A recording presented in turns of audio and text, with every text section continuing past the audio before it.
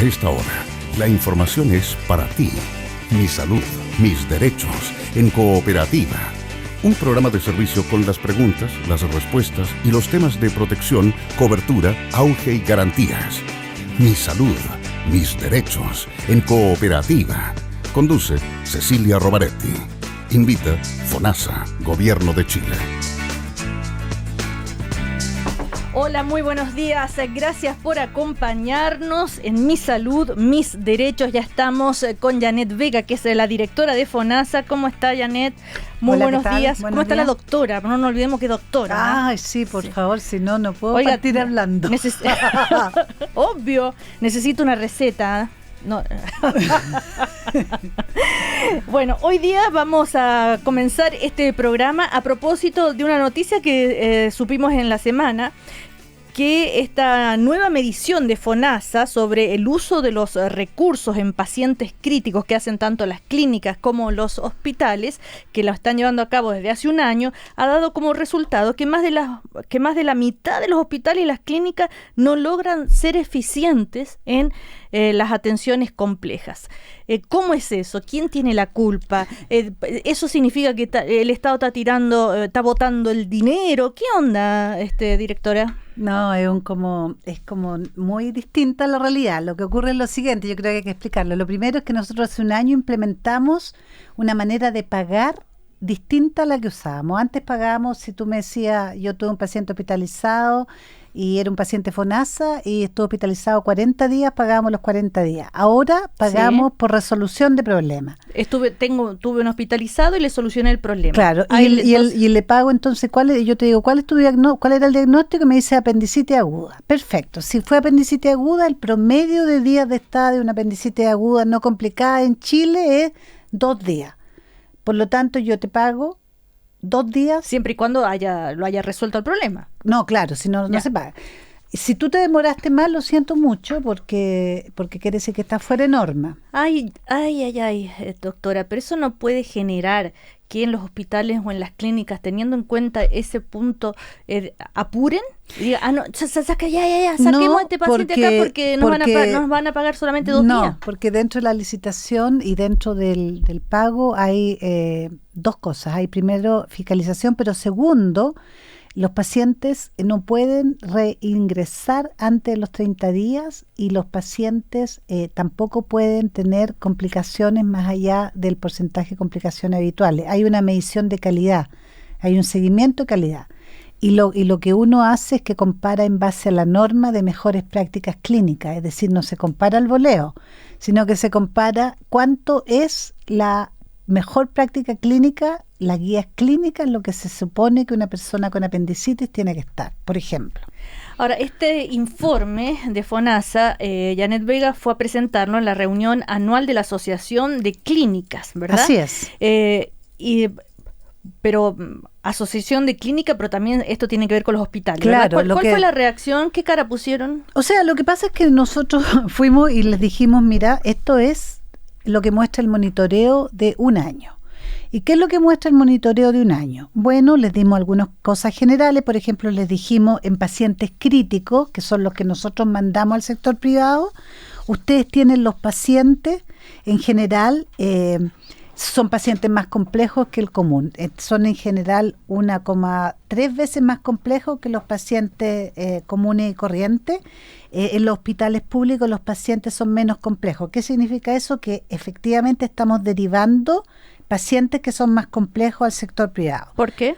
Porque básicamente tenemos dificultad de camas críticas en el sector público. Lo que hablábamos la semana pasada. Ya. Después les dijimos, en general, lo que ustedes ven es que, lo que nosotros vemos es que los pacientes tienen una estancia, la norma de estancia media para todo el país, para pacientes críticos, para pacientes de este tipo es alrededor de 5 días y medio. Y ustedes tienen los pacientes con menos días, es decir, ustedes efectivamente son un poquito más eficientes que la norma. Y cuando uno ve lo que pasa en los hospitales, ustedes tienen un poquito más de días de estada, por lo tanto son un poquito menos eficientes que lo que podrían ser, y eso también ocurre en los establecimientos públicos. Pero lo más importante, que es, yo creo que uno de los datos que es bien relevante, es que cuando uno mira el número de diagnósticos promedios en los establecimientos privados, en promedio un paciente de este tipo tiene 8 diagnósticos y 16 procedimientos, y eso es el doble de lo que uno tiene en los hospitales públicos. Entonces, ¿y eso está mal? Bueno, eso hay que mirarlo con más detalle. Lo que uno supondría, lo que es raro es que haya tanta diferencia. Entonces, o estamos sobrediagnosticando un poco en los hospitales o subdiagnosticando, y por lo tanto estamos mirando en detalle qué es lo que ocurre para saber efectivamente por qué hay tanta diferencia en pacientes que son iguales, la casuística es similar. Ahora, ese estudio lo están haciendo, hay que esperar unos meses para tener el resultado. Pero muy poquito, algunas semanas, porque esto es un sistema que tenemos en línea. Entonces, cada paciente que es hospitalizado, los datos de ese paciente se ingresan a nuestro sistema, y nosotros lo que hacemos es que vamos monitoreando porcentaje de complicaciones, días de estada, severidad de los pacientes, y los podemos monitorear por hospital, por clínica, por médico, por servicio, por todo. Y eso permite de repente ver, por ejemplo, si hay un servicio que está teniendo más complicaciones que los otros, qué está pasando. Si hay mucha infección intrahospitalaria, qué está pasando, etcétera. Ahora, a través de este sistema, entonces, que FONASA pudo medir qué establecimientos son más eficientes a la hora de resolver, ¿no es cierto?, el problema de salud designado. Aparece acá, por ejemplo, entre los prestadores privados más eficientes está la clínica Isamedica de Rancagua. Sí, es bien interesante porque son clínicas pequeñas, regionales, las que aparecen como las más eficientes. Y la menos eficiente es la clínica Colonial de Ñuñoa. Sí, que es una clínica urbana y es una clínica que en general no tiene una casuística muy compleja, pero que aparece que tiene días de estada mayores y que en general la complejidad que tiene no es la que uno esperaría. Y dentro de los hospitales el más eficiente es el Luis Calvo Maquena, y el menos eficiente el Hospital del Salvador. Sí, ahí hubo un error en el artículo, porque en realidad el Hospital Salvador no es el menos eficiente, sino que ellos tomaron un indicador que no es el que corresponde. Pero efectivamente, en todas las mediciones que hemos hecho, el hospital que aparece como el de mayor eficiencia es el Calvo Maquena. El Hospital Salvador es bastante eficiente, entonces ahí hubo un error en el artículo. Pero hay una dispersión entre los establecimientos públicos y privados. ¿Pero se sabe cuál es el menos eficiente de los hospitales?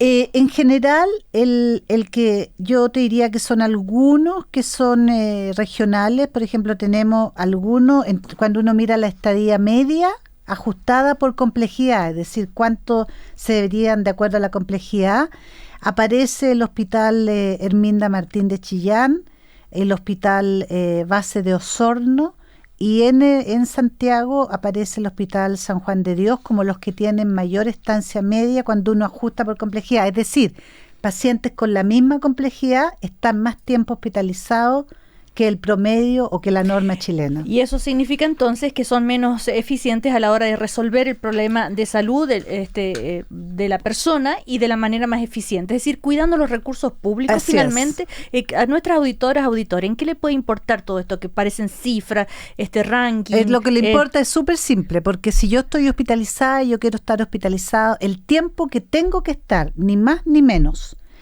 porque eso me garantiza que cuando salgo estoy bien, pero por otro lado no estoy más tiempo para tener más complicaciones. Eso desde el punto de vista de la persona. Desde el punto de vista del sistema, todo día adicional de hospitalización que se queda un paciente significa más costo para el Estado, por sobre lo que necesita. ¿Por qué? Porque y para eso tengo que hacer una gestión eficiente, de dar de alta en la mañana a los pacientes, etcétera. Entonces, lo que hace este sistema de monitoreo es que permite comparar los hospitales y comparar también las clínicas, y en el fondo verse reflejado en lo que debería estar haciendo y cuánto espacio le queda para mejorar. Vamos a escuchar música, Janet Vega, y vamos a seguir en Mi Salud, Mis Derechos, acá con la directora de FONASA. Recuerda que FONASA es el seguro público de salud que brinda protección financiera y cobertura de atención a todos los habitantes del país. Síguelos en Twitter, @FONASA, en Facebook, FONASA Chile, o también puedes llamarlos a su call center 600-360-3000. Continuamos compartiendo los temas de protección que nos hacen sentir bien. Mi salud, mis derechos, en Cooperativa. Seguimos en Mi Salud, Mis Derechos con la doctora Janet Vega, la directora de FONASA. Bueno, ya nos has explicado esto de la eficiencia tanto en las clínicas como en los hospitales, es decir, cómo manejan los recursos públicos de salud de la mejor manera, tanto para las personas, para nosotros, ¿no es cierto?, cuando tenemos un problema de salud, como también para los recursos que siempre son pocos, me imagino, en salud. Siempre. Ahora, la única duda que me quedó, Janet Vega, un hospital, una clínica que sale mal evaluado en este informe que ustedes hicieron, ¿qué hace? ¿Se le castiga? ¿Se le pone una multa?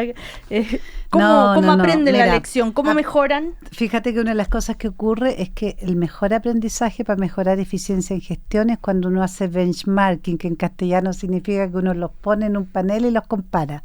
Hacemos lo mismo con los centros de diálisis. Y yo en algún momento, si te pudiera mostrar cómo han ido mejorando esos indicadores. ¿Hay alguna cosa que tiene que ver como con la competencia que empieza a operar?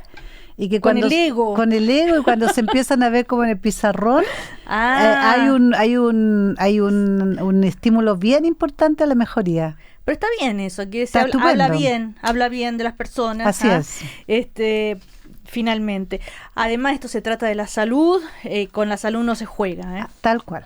Bueno, otro tema a propósito de salud, estamos en el mes del cáncer de mama, y es bastante impresionante saber la cantidad de gente y de mujeres, sobre todo del servicio público de salud, que no se ha hecho el control, la mamografía en el último año, todavía. ¿Por qué, Janet Vega? ¿Es muy complejo ir a un centro de FONASA, al hospital o al consultorio y hacerse una mamografía? ¿Hay que esperar 3 meses? ¿Hay que esperar la fila en la mañana de 5 horas? ¿Cómo es? No tiene ninguna complejidad. De hecho, uno de los problemas que tenemos es que las personas no se hacen el examen de medicina preventiva, al cual tienen derecho gratis una vez al año. Las razones son varias. Fíjate que hay una razón que es casi un poquito absurda, que existe la idea de que nosotros en Chile no tenemos mucho cáncer de mama. Sabemos, o sea, está la idea de que tenemos cáncer cervicuterino, que hay cáncer de vesícula, pero por alguna razón todavía hay como cierta idea que tenemos como menos cáncer que el que uno tiene en países desarrollados. Y la verdad es que eso ha ido aumentando, el cáncer de mama ha ido aumentando de una manera muy importante en Chile. Justamente en la medida en que es una cosa bien interesante, pero en la medida en que aumenta el desarrollo económico en los países, algunos cánceres como que tienden a ser más importantes. Empiezan, no se sabe muy bien, pero probablemente en parte porque otras enfermedades empiezan a descender, la gente se muere menos y empiezan a aparecer enfermedades que antes no alcanzaban a manifestarse por el tema de la edad. Uh-huh. Entonces, en el cáncer de mama hay una cosa. Lo segundo es que a lo mejor puede parecer una tontera, pero que no lo es, que hacerse una mamografía es súper desagradable. Sí, si los hombres supieran. Claro, es como esta cosa que te aplastan las mamas y te las ponen ahí como en un planchador y después te aprietan y etcétera. Sí. Entonces, no es una experiencia agradable y uno como que tiende a sacarle el quite, es como un poco ir al dentista. Eso es la segunda razón y que es complejo porque se pasa el tiempo y el problema es que si pasa tiempo y uno no tiene la detección temprana, la sobrevida y el tipo de tratamiento es súper diferente. A todo esto, si es a tiempo, la sobrevida es altísima. Altísima, es prácticamente un cáncer curable. Claro. En cambio, si no es así, baja muchísimo la sobrevida, pero además el tratamiento es bastante traumático. Es muy distinto que te hagan una extirpación de una lesión a que te hagan un vaciamiento ganglionar, que se llama, que te sacan todos los ganglios de la axila, que tengan que sacar tu mama y que quedas con un compromiso de tus músculos y todo. Entonces, a pesar de lo desagradable que es el examen, efectivamente hay que hacérselo porque el riesgo aumenta a partir de los 40 años de manera importante. Ahora, recordemos que el cáncer de mama además está en la vejez, el auge, sí. ¿Verdad? Por lo tanto, también si se confirma un diagnóstico, hay tratamiento garantizado. Cubierto, garantizado el tratamiento y el seguimiento. Y una cosa, también hay un tema acá, porque dentro de lo que se hace con las pacientes con auge es la reconstrucción mamaria, que muchas veces las pacientes no la exigen y que debería hacerse para todo cáncer de mama que se estirpa la mama. Entonces, la campaña es para incentivar, ¿verdad?, para sensibilizar respecto a este tema, aumentar la detección precoz, tratamientos, cuidados paliativos y todo eso, y incentivar a que se controlen, ¿verdad? Porque no solamente está la mamografía, también está la eco. La eco mamaria. No, de hecho, un examen completo incluye ambos, incluye la mamografía y la eco mamaria. En general, ambos son los que tienen la mejor, lo que se llama sensibilidad y especificidad. Recuerdo entonces que solo un 50% de las mujeres del seguro público tienen vigente su mamografía. ¿Cómo saben ustedes eso? Porque nosotros tenemos un seguimiento informatizado de todas las mujeres que tienen todas las atenciones que están incorporadas en AUGEGES. Por eso sabemos cuántas garantías tenemos retrasadas, cuántas están cumplidas por servicio de salud, por edad, por sexo, por todo. Y te hacemos un seguimiento individual. Ojo, aquí también es otro tema. Una de las cosas que también estamos avanzando es que estamos haciendo seguimiento individual de las pacientes. Porque ¿sabes lo que pasa? A veces las estadísticas antes eran unas estadísticas que eran sumadas. Por ejemplo, el consultorio que nos decía, yo tengo 100 pacientes, 100 personas que tienen... Eran un número y no la persona a esta y a esta otra. Entonces tú no sabías si eran a las personas que tenían que ser o a otras. Ahora, ojo que en el sistema privado tampoco es mucho mejor, porque hay un 30% de mujeres que se atienden en el sector privado que no tienen la mamografía al día. O sea, eso da cuenta que no es solamente una cuestión de temor a que va a ser complicado, que voy a tener que esperar o todo lo demás, sino que a veces desconocimiento, ignorancia, descuido. Sí, y ahí es importante que sepan los auditores, cuando uno paga un ISAPRE, usted está pagando por lo que es GES, auge, adicionalmente. Por lo tanto, el examen de medicina anual es parte de todos los planes de la ISAPRE y tiene que ser gratuito. Además, aunque esté en la ISAPRE, tiene derecho al auge GES, por supuesto. Claro, así que... y ahí, ojo, porque esa es la otra cosa. Cuando ahí hay una cosa, por ejemplo, si vas a la clínica o al ISAPRE, y dice, yo quiero que me hagan mi examen de medicina preventiva por auge, tú no tienes copago prácticamente, pero en cambio si te dicen, yo quiero hacerle un examen de mama, pero que usted no opte por libre elección y no por GES, ahí sí que tienes que copagar lo que tengas que copagar. Entonces es importante que ahí uno ocupe la garantía por la cual está pagando adicionalmente cada mes. Por eso este programa se llama Mi Salud, Mis Derechos, porque hay muchos derechos que tal vez desconocemos y que los podemos hacer valer. Esa es la idea, ojalá les haya quedado claro, porque vamos a ir a comerciales y vamos a seguir en Mi Salud, Mis Derechos. Entonces, a la vuelta vamos a estar hablando de otro tema de salud bien interesante, importante, que es el tema del ataque cerebrovascular. Así es. Que es mucho más frecuente de lo que se pueden imaginar. Ya volvemos. Junto a todo Chile, seguimos revisando Mi Salud, Mis Derechos en Cooperativa. Y si eres asegurado de FONASA, debes saber que a través de la página web puedes comprar bonos consulta, realizar afiliaciones y acreditar cargas legales. También a través del call center puedes solicitar tu certificado de afiliación y te lo van a enviar a tu correo electrónico. Además, en FONASA atienden todas las consultas los 365 días del año durante las 24 horas del día. Pueden llamar al 600-360-3000 o visitar también la página www.fonasa.cl. Vamos a hablar de un tema de salud bien heavy, digamos, cuando a uno le toca o le toca a alguien de la familia. Según la Organización Mundial de la Salud, 15 millones de personas sufren un ataque cerebral al año en el mundo, de las cuales 5 millones mueren y 5 millones quedan permanentemente discapacitados. El ataque cerebral puede ocurrirle a cualquier persona, en cualquier momento, independiente de la edad, del sexo, de la raza, de lo que sea. Tema entonces que vamos a conversar con nuestra invitada, la doctora Tatiana Figueroa, que es neuróloga vascular de la Universidad de Chile. ¿Cómo está, doctora? Muy buenos días. Muy buenos días, muchas gracias por invitarme. Janet Vega, directora de FONASA, ¿alguna vez yo todavía no. No, digo, no se te ha pasado por la cabeza como a todos, ay, que no me vaya a pasar eso cuando tiene uno un dolor de cabeza muy fuerte, por Tremendo, ejemplo? pero además he tenido amigas que efectivamente, hay 2 personas por lo menos que, bueno, tú sabes que la presidenta tuvo un problema de un trombo que fue operado, un aneurisma, claro, y otra amiga muy querida, que es la esposa de una persona que fue bastante pública, también lo mismo. Y ambas debutaron con estos dolores de cabeza intensos, mujeres jóvenes que efectivamente empezaron con un cuadro súper progresivo. Lo que quiero decir es que los temas del cerebro, nadie está exento. Claro, ahora, doctora, a propósito del dolor de cabeza, ¿cómo hacer para no caer en la paranoia? Que cada dolor de cabeza me muero de susto y lo primero que pienso es eso, porque es tan difícil saber tantas las razones por las cuales a uno le duele la cabeza. Pero o hay otros síntomas también que pueden alertarnos de que estamos ante una situación como esta, de un infarto, de un ataque cerebrovascular.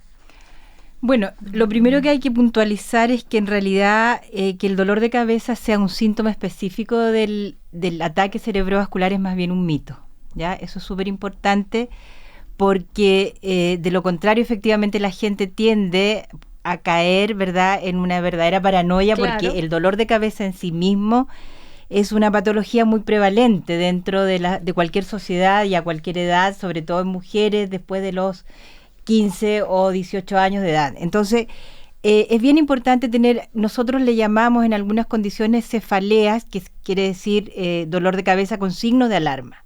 Eso quiere decir el peor dolor de cabeza de mi vida, que puede estar asociado normalmente a un síndrome emético que vomita mucho la persona, tiene mucha náusea, y en algunos casos, cuando se trata de hemorragias cerebrales, se asocia a alteración muy rápida de la conciencia y a aparición de síntomas focales. Sin embargo, en castellano, doctora. Sí, en castellano, que no veo bien. No, lo que pasa es que ahí hay que ir, yo hago sé que tengo que aclarar esta duda, pero por eso parto hablando del dolor de cabeza, porque eso es cuando se trata de una hemorragia cerebral. Sin embargo, no es la patología vascular más prevalente en el cerebro, sino la patología más prevalente es el infarto cerebral. Prevalente significa que la cantidad que se da más frecuente. Sí. Y por lo tanto, cuando alguien tiene un infarto cerebral, normalmente no le duele la cabeza. Uh-huh. Eso es súper importante. Lo que le pasa al individuo que tiene un infarto cerebral es que se le aparecen en su cuerpo algunos síntomas que nosotros llamamos síntomas focales. ¿Por qué? Porque focalizan a un lugar específico del cerebro. Eso quiere decir que yo podría enumerar un libro entero con los síntomas, pero con los 5 dedos de una mano uno podría decir que específicamente se trata de cuando a alguien le aparece una asimetría en la cara, o sea, la cara se le cae un poco de un lado. Se le enchueca. Se le enchueca la cara. Cuando a alguien se le cae un brazo o se le debilita o se le pone media lona una pierna. Cuando alguien tiene bruscamente trastornos del habla, del lenguaje, o porque no puede decir lo que quiere decir o porque no se le entiende lo que quiere decir, que es muy importante eso. Cuando a alguien le aparece bruscamente una alteración para caminar y empiezan a caminar como si estuvieran borrachos, ¿verdad? Y también cuando empiezan a ver doble. Esos son lo que nosotros llamamos síntomas focales y son reconocibles por cualquiera. Uh-huh. Si uno hace una buena educación a nivel de la población, la gente está en condiciones, sin caer en paranoia, de poder reconocer los síntomas. Ahora, las condiciones de reconocer los síntomas es muy importante, porque acá el tiempo sí que vale oro. El tiempo que me voy a demorar en ir a consultar, en ir urgente al hospital, si tengo alguno de esos síntomas, ¿no? Exactamente. Cuando se trata de un infarto cerebral, que como les decía, es el ataque cerebrovascular más importante, antes de 4 horas y media es posible disolver el coágulo que tapa la arteria. Porque un infarto consiste en que una arteria que es un vaso que está dentro del cerebro, se tapa. ¿Por qué? Se tapa porque aparece desde el corazón, por ejemplo, un émbolo, que significa un coágulo que sale del corazón disparado hacia arriba y llega hasta donde puede llegar. Y cuando llega, tapa la arteria y deja esa zona sin irrigación. Y en otras ocasiones también aparece cuando dentro de la arteria se forman pequeñas fracturas por depósito de plaquitas de colesterol, se forman unas pequeñas fracturas y esas fracturas van haciendo que las plaquetas, que son los elementos que forman un trombo, un coágulo, se vayan depositando una tras otra, hasta que forman un coágulo en el lugar. Bueno, tenemos las dos cositas, claro, hipertensión, eso iba a decir, hipercolesterolemia, hiperlipidemia, que son factores de riesgo. Ahora, la hipertensión es eso cuando el que dijo usted que el coágulo se dispara y llega hasta donde puede llegar, ¿es por la presión alta o por qué? No, el coágulo cuando llega es porque en el corazón le ha pasado algo a ese individuo, como por ejemplo un infarto agudo al miocardio, que es el infarto al corazón, que le llama a la gente, porque en el corazón tuvo una arritmia muy grande y la sangre se puso revoltosa dentro del corazón, y eso hizo que se empezaran a juntar los elementos y de ahí parten los coágulos. Eso es, previamente a esto hay una enfermedad del corazón en estos casos. Y en otros casos no hay una enfermedad del corazón. Ahora, estamos hablando cuando está de este tema, es el ataque cerebral isquémico, porque hay dos, ¿no es cierto? Sí. Está el isquémico y está el otro, que es menos frecuente, que es el cerebral hemorrágico, que es el que hablábamos al comienzo. El que se asocia a dolor de cabeza. Okay. El más frecuente es este, entonces, el isquémico, que produce entonces este bloqueo del flujo normal de sangre hacia el cerebro porque se tapó una arteria. De todos modos, aunque sea menos frecuente, el ataque cerebral hemorrágico es menos frecuente, pero es más letal, ¿no? Mata más rápidamente y mata abruptamente también, porque ese es una salida, una ruptura de una arteria, de un vaso en donde sale la sangre hacia el cerebro y se derrama la sangre. Entonces eso produce invasión rápida del cerebro mismo, del parénquima, y como el cerebro está ubicado en una caja, que es el hueso, rígida, no tiene para dónde expandirse. Entonces rápidamente es mortal. La cara no sé si... Todos nos asustamos, sí. En Chile, para colmo, mire, cuando uno lee esto, en Chile el ataque cerebral es la principal causa de muerte en adultos, con 9.000 muertos en el año 2012, por ejemplo. En promedio, un chileno muere cada hora por un ataque cerebral. Y en Chile se calcula que habrían 69 casos de ataque cerebral por día. Wow. Exactamente. Ya, entonces esas cifras asustan. Vamos a escuchar música para relajarnos un poquito y vamos a seguir conversando acá con la doctora entonces Tatiana Figueroa, que es neuróloga vascular, y por supuesto seguimos también con la directora de FONASA, Janet Vega, y a la vuelta a ver si nos cuenta la doctora. Ella es la primera en haber aplicado la trombolisis en el servicio público de salud. ¿De qué se trata? ¿Cómo lo logró? Todo eso a la vuelta. Seguimos poniéndole urgencia a los temas que nos hacen bien. Mi salud, mis derechos. Continúa en Cooperativa. Continúa con la directora de FONASA, la doctora Janet Vega, y con nuestra invitada de hoy, que es la doctora Tatiana Figueroa, neuróloga vascular de la Universidad de Chile, y que estamos hablando sobre este tema bien importante, que son los ataques cerebrovasculares, ¿verdad? Ya hemos hablado de los síntomas, en fin. Ahora, también... yo quedé en contarles a nuestras auditoras y auditores sobre esta trombolisis que es, y ahí nos va a ir explicando la doctora. Pero hay un dato que me llamó la atención, doctora, esto de que 2 millones de neuronas mueren cada minuto durante un ataque cerebral. Por lo tanto, el riesgo de daño cerebral permanente, incluso la muerte, va aumentando a medida que me voy demorando en llegar a la atención, ¿verdad? Exacto. O sea, hay que recordar que tiempo, dicen ustedes, es igual a cerebro. Y la isquemia cerebral es irreversible después de algunas horas, de 4 o 5 horas más o menos. A ver, ¿qué hacer entonces? ¿Qué le diría a nuestras auditoras y auditores? Y si nos puede contar qué es esto de la trombolisis que usted logró implementar en el sistema público. Bueno, la trombolisis consiste en aplicar un medicamento a la vena endovenoso para poder disolver el coágulo. tiene un porcentaje de riesgo no menor, que es fundamentalmente la posibilidad de que el infarto sangre y en vez de tener un infarto, además tengamos una hemorragia intracraneal. Por eso que es un procedimiento que requiere ser realizado con la presencia del neurólogo, a diferencia de la trombolisis en el corazón, que puede ser realizado solo por médicos, no por médicos urgenciólogos o médicos generales. ¿Por qué es esto? Porque para aplicar la trombolisis se requiere de un examen y de interpretar ese examen que se llama TAC cerebral. Claro, el famoso TAC. El famoso TAC, que reemplaza claramente la resonancia magnética, pero sin el cual no se puede tomar una decisión. Pero, perdón, doctora, yo llego con estos síntomas que ya hemos descrito, como por ejemplo, dificultad para caminar, o ¿no es cierto?, que teníamos debilidad o falta de fuerza en algunos de los brazos o piernas, o una asimetría facial, es decir, que se te cae de un lado. Llego a la urgencia de un hospital y resulta que no hay un neurólogo o una neuróloga. Bueno, ¿quién va a hacer esto? Es muy importante eso que usted menciona, Cecilia, porque hoy en día en algunos países y en general en la gran mayoría de los países europeos se está implementando un sistema que se llama teleictus o telestroke y que consiste en hacer telemedicina de urgencia en la trombolisis a distancia. Entonces, ¿qué se requiere? Se requiere que el individuo paciente llegue a un hospital que tenga un servicio de urgencia, pero que tenga un escáner.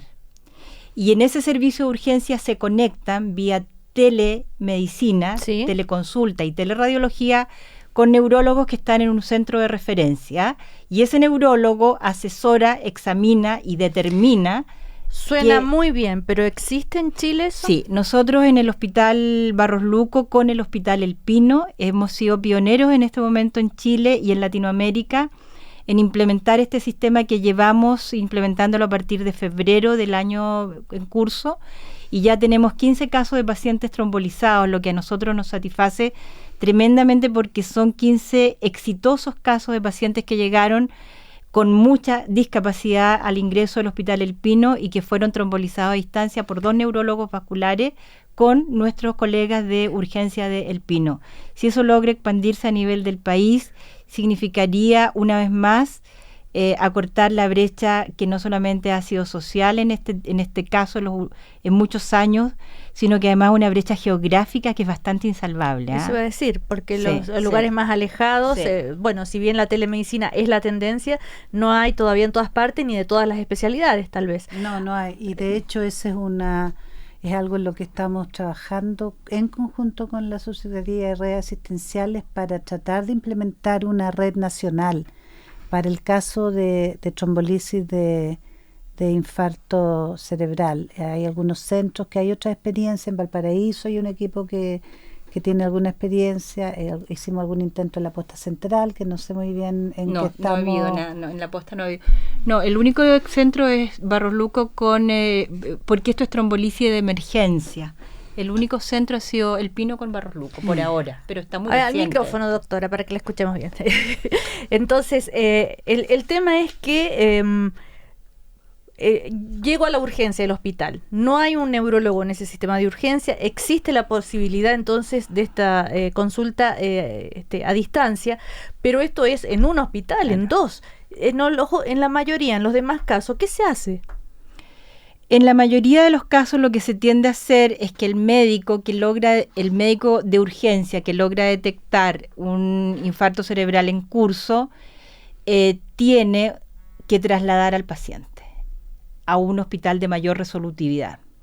Ese es un tema que todavía no está resuelto por un problema fundamentalmente de distancia geográfica y por otro lado por un problema de equipamiento. No en todos los hospitales existe escáner y es imposible que exista en todos los hospitales en ninguna parte del mundo. Entonces lo que se tiene que agilizar y por lo que tenemos que trabajar, y de hecho el MinSal